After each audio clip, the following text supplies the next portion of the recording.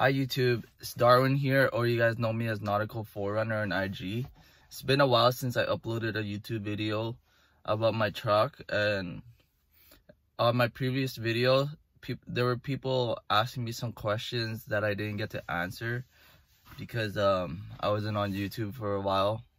So I want to make this video to update you guys on my build, like what's on it and what I took off. So one of the questions on the comment section was about my 2.5-inch Daystar Loving kit. Someone asked me, how's the ride quality? Did it change? The answer is yes and no. On you can say street driving in the city, you don't notice it, but when you go off-road, you can definitely notice it, because you take a strut and then you just put a spracer, you're losing travel on your suspension. So it's stiff enough to your ride and the quality is not nice.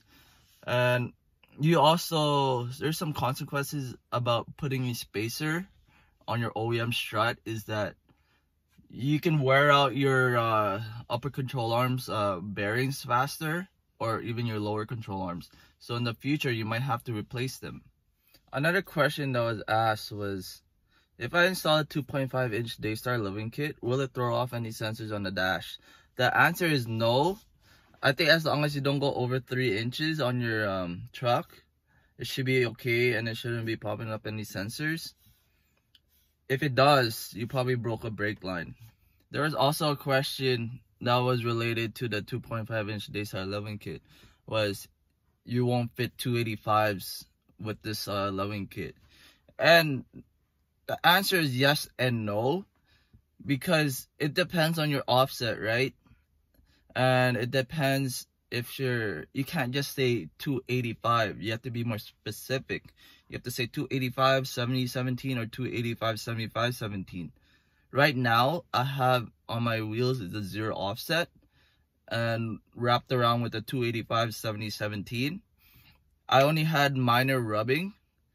I only had to cut a little bit on the front bumper and then a little bit on the mud flaps. I didn't even have to do a BMC.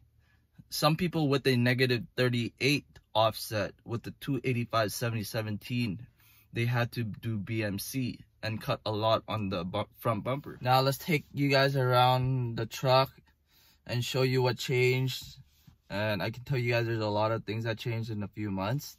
So I hope you guys like this.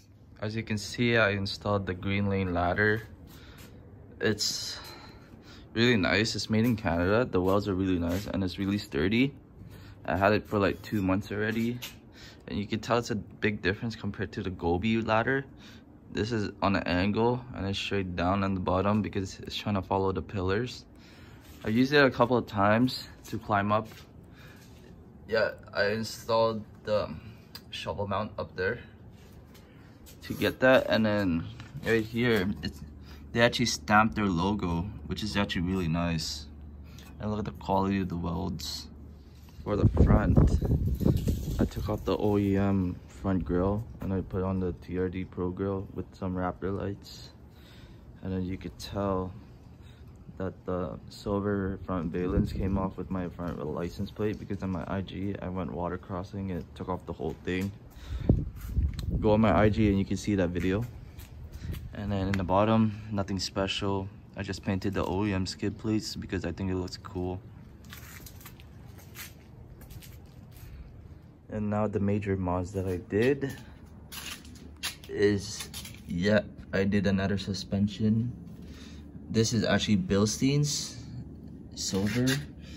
I don't have the Dobinson springs yet. That's why it's leaning down a little like this and it's looking weird. And then in the front, I have a huge surprise for you guys. Yeah, it's colorful now. Okay, so I have Bilstein's with Dobinson 3-inch springs, and then Dobinson, I think it's a 15mm spacer. Yeah, I know I'm gonna get bashed for putting more than 3 inches on the KDSS, because I know you're not allowed, or it's not good until you get a diff drop.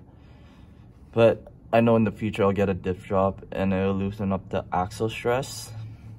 And right here you can see the logo it says JBA Off-Road. This is JBA Off-Road's upper control arms.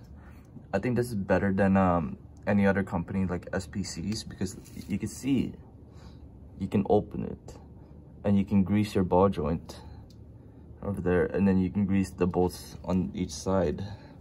And the best part about JBA is that you have an increase of 3 degrees of caster.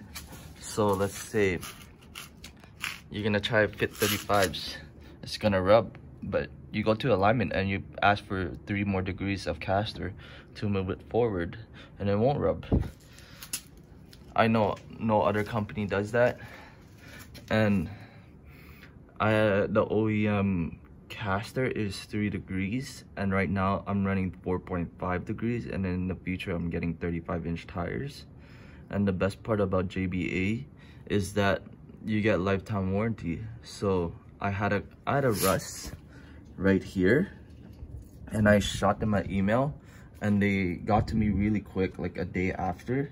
They said, oh, we can send you out a new ball joint. So I'm like, oh yeah, that sounds great. So it's nice to have a spare ball joint just in case in the future it gets worse. But I heard my friend had a rust on here and they replaced the whole thing. That's why lifetime warranty on upper control arms is a must, and I don't think any other companies does that. Quick Easter egg for you guys, or you can call it an Easter egg, is that take your OEM key fob, press the lock button 3 times, then the 3rd time hold it.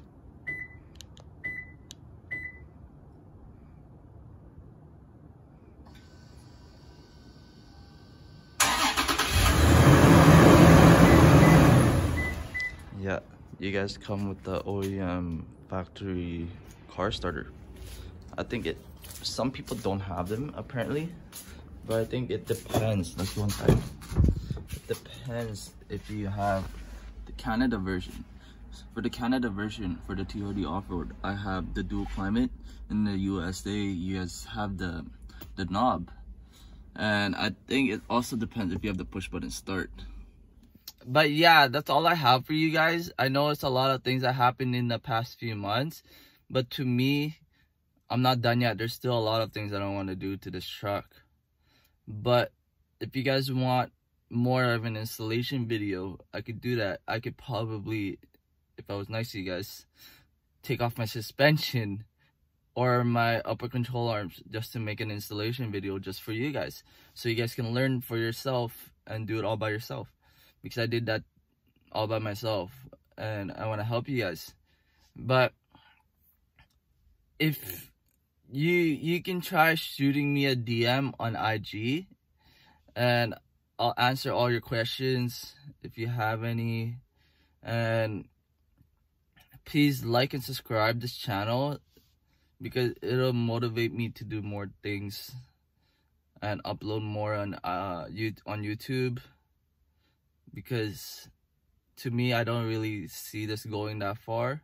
But if a lot of people comment about questions, I'll answer them. Or you can reach me out on my IG. So please like and subscribe, and I'll see you guys on the next video.